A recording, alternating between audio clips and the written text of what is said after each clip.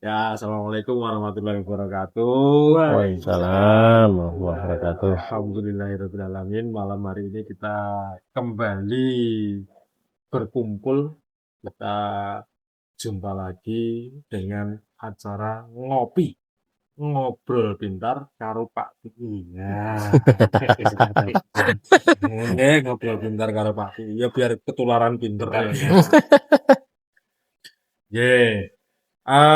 Malam hari ini obrolannya kita akan sedikit menyinggung keberadaan Pak Safi'i di sekretaris Komisi D, di Komisi D ya, Komisi D di DPRD DIY. Kita Komisi D itu apa ngono Pak Safi'i?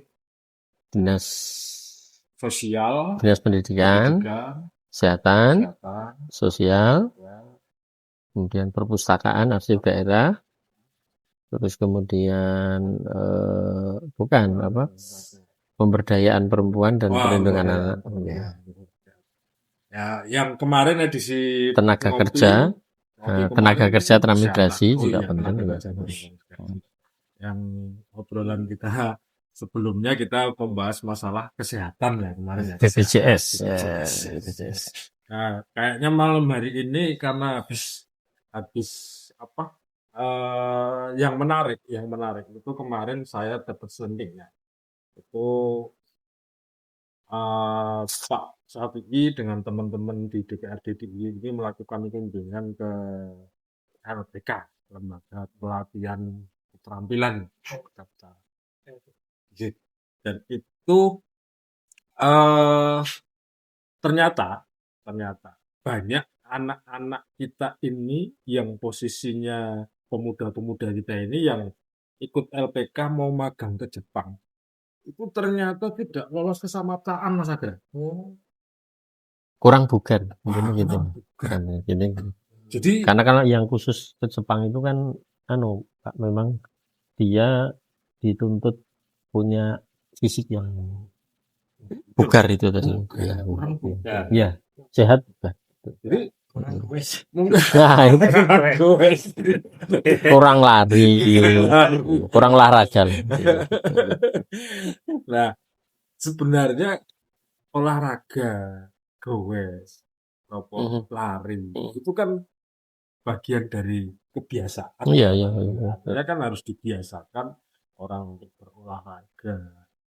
Terus kemudian biar fisiknya terjaga gitu.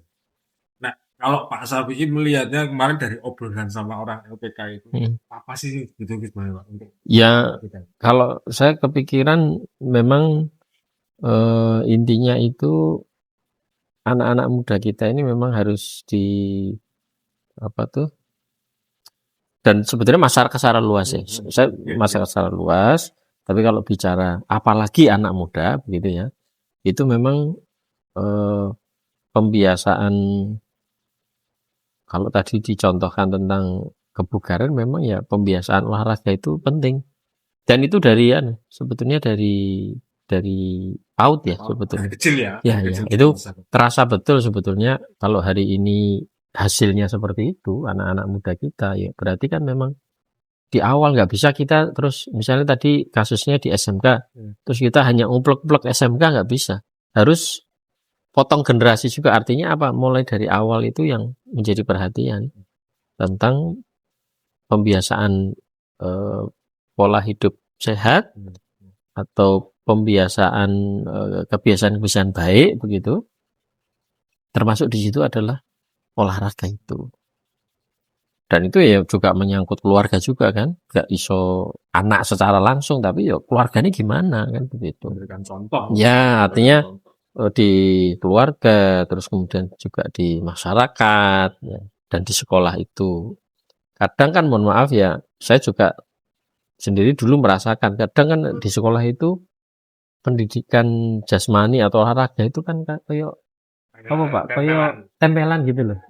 Tidak di betul-betul diinternalisasi apa urgensinya kalian itu harus ada pelajaran olahraga dan seterusnya. Ini yang dirasakan dulu kan intinya terus ayo nang lapangan. Terus apa? Waton bal-balan. Apa Cuman volley ya, macam-macam kayak gitu kan. Apa basket gitu loh. Tanpa jadi tanpa ada proses edukasi. Ini yang saya rasakan dulu, saya nggak tahu ya sekarang, tapi menurut saya perlu ada ya apa istilah reformasi pembelajaran jasmani itu secara serius. Kalau dari Gitu. sisi aktivitas sehari-hari, Pak Taufik, dari pagi sampai mau tidur lagi, pagi itu bangun tidur dan tidur lagi. Apa ada berapa poin Pak Sati yang bisa dibiasakan agar anak-anak kita ya termasuk kita ini apa aja Pak Sati? Ya kalau mendasarkan kepada sekarang ada gerakan 7 kebiasaan itu, boleh kita itu sebagai salah satu 7 satu upaya untuk mensederhanakan. Ya, saya menangkapnya dan mengapresiasi ya Pak Mukti selaku menteri itu untuk menyederhanakan berbagai macam program yang harus dijalani itu kepada proses pembiasaan 7 aktivitas itu menurut saya menarik. Saya ketika pertama kali dulu pernah mendengar sebelum ada kampanye secara masif itu sempat mendengar awal tuh menarik juga. Mampu mensederhanakan hal-hal yang mungkin dipandang rumit atau apa gitu ya. Karena tadi mewujud dalam 7 aktivitas yang itu dalam siklus kehidupan siapapun sebetulnya. Tinggal masalah hal itu perlu pembiasaan, perlu kesadaran untuk menjalaninya dengan konsisten, kan begitu. Nah, jadi tadi sudah sampaikan bangun pagi, ya toh. Itu kan hal yang sederhana. Tapi kalau itu tidak dikulinakan, bisa jadi toh, ya, kan sederhana tuh, bangun. Koyo uang Arab turu terus kan. Uang kalau kita Muslim itu saja bangun itu aja harus bersyukur tuh, alhamdulillah iso tangi meneh, iso urip meneh kira-kira gitu tuh. Nah, iya kan? Itu kan kita bersyukur ya. Artinya bangun itu dengan rasa kesyukuran kan begitu. Dan itu tadi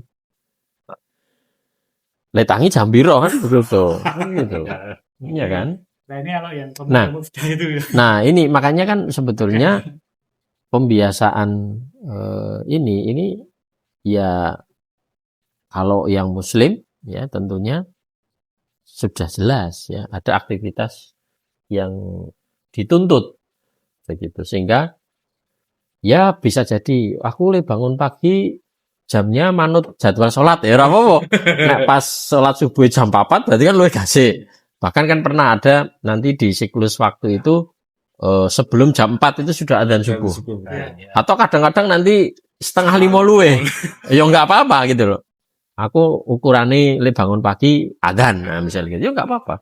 Itu kebiasaan. Ya, itu menjadi satu hal yang baik menurut saya ya. Ketika sudah bisa, misalnya kalau yang Muslim sekali lagi mendasarkan kepada waktu sholat misalnya. Karena nanti akan berhubungan dengan aktivitas yang kedua, kebiasaan yang kedua ya. Jadi yang pertama bangun pagi itu menurut saya satu hal yang sederhana, sangat sederhana. Tapi perlu penyadaran mengapa kita harus melakukan itu secara baik. Sekali lagi sama tadi ya, itu butuh pembelajaran di keluarga, apalagi ya karena kan privat tuh, waktu privat tuh tidur, ya otomatis di situ peran keluarga, peran orang tua menjadi sangat penting dalam membiasakan di dalam keluarganya itu sendiri kan begitu. Nah, kemudian yang kedua yaitu beribadah. Ya, jadi ini saya menariknya yang di urutannya itu betul-betul sebagai sebuah urutan kegiatan. Jadi iya, jadi setelah bangun ya bagi yang Muslim ataupun yang non Muslim kan punya aktivitas. Kemarin kita tanya ya ternyata ya non Muslim pun juga punya aktivitas doa di pagi hari gitu ya. Artinya ya bagus itu. Kemudian yang awalnya dulu orang ngerti ibadah, yang Muslim saya begitu. Nah dengan gerakan ini ya mendapatkan semacam dorongan ya, kamu sebagai seorang anak yang beragama ya tetap harus mengupayakan.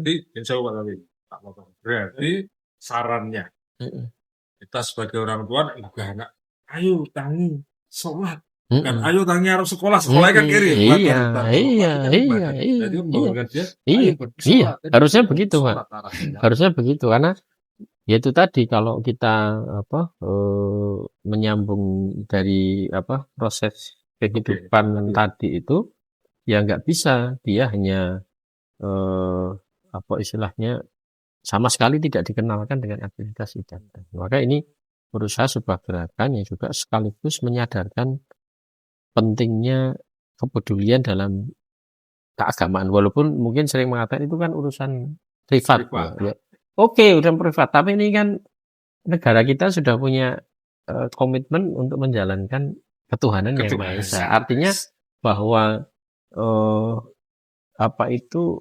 himbauan-himbauan ibadah, menjalankan agama ini kan sesuatu hal yang juga harus subur juga ya cuma memang ya katakanlah dalam pembiasaan ini penting untuk kemudian tadi nyambung ya, jadi dari bangun ya ayo sik mbiyen ora tau salat, ayo wong tuane sik. Harapan saya begitu. Secara positif ini gerakan ini kalau nanti betul-betul ini bisa didukung dan insya Allah kalau saya pribadi sangat setuju ini menyadarkan masyarakat Indonesia kita ini ya ngono nih ya kowe tetep kudu ngilingi ibadah lah. Sik wingi enggak peduli kan ya ayo kok ya kita ini hidup butuh ya cantolan. Apapun agamanya saya kira sepakat itu. Kita ini sebagai manusia ini tetap butuh cantolan ya. Cantolan itu ya yang maha kuasa gitu, Tuhan kita yang muslim Allah Subhanahu wa taala gitu. Sehingga ya ini yang penting untuk harus di generasi muda kita, keluarga kita. Nah, di situ kemudian siklusnya masuk isbar ya langsung anu dulu Pak, olahraga Pak. Nah, jadi nek kita bayangkan ini seperti kayak siklus hari Minggu lah kira-kira gitu ya. Ya toh, bersolat ya, terus siap-siap olahraga kira-kira gitu. Nah, opo lah ya. Yang penting nek saya dalam fase awal ini menurut saya opo wae lah kira-kira. Yang penting menggerakkan fisik atau ada yang mengistilahkan aktivitas fisik. Apa wae? Angkat benteng. Gitu ya. Jadi iso jogging, iso lari, iso senam. Kan senam juga banyak ya. Senam juga bisa itu gym ya, fitness, fitness gitu ya. Ada yang ngepit gitu ya, monggo gitu ya. Ini menjadi sebuah aktivitas yang itu bisa menjadi yang pertama tadi persoalan kebugaran tadi ya. Wah, nanti kan masih ini kan terus ini ya. Ya, nanti akan berhubungan sekali dengan yang keempat dan seterusnya. Jadi kalau tadi kan memang pertanyaan awal tentang tadi masalah wah kok cah-cah saiki kok ini ya, itu mungkin dilalah di tes Mas ora seneng olahraga gitu. Kira-kira jawabannya kan ngono kuwi. Dilalah kok ya ngono kuwi. Karena saya juga sebetulnya menangkap fenomena hari ini yang saya bersyukur ya. Ini memang hanya butuh contoh baik, kemudian butuh selalu dikampanyekan. Makanya kalau